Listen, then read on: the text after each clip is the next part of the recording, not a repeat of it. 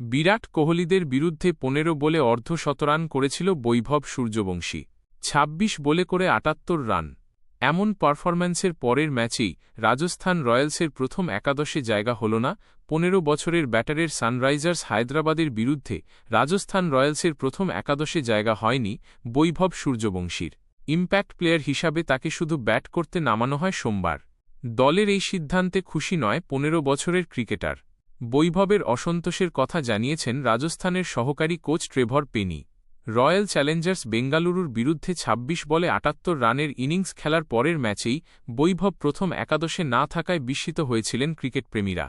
বৈভব নিজেও ভাবেনি এমন হতে পারে।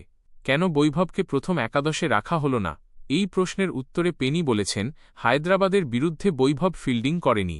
ও একটু অসন্তুষ্টই হয়েছে, কারণ ফিল্ডিং করতে বৈভব ভালোবাসে। বৈভব মোটেও খারাপ ফিল্ডার নয়, তাহলে কেন ফিল্ডিং করতে দেওয়া হল না? রাজস্থানের সহকারী কোচ বলেছেন, এই ম্যাচে আমরা ডোনোভান ফেরেইরাকে খেলিয়েছি। ও ফিটনেস পরীক্ষায় পাশ করেছে।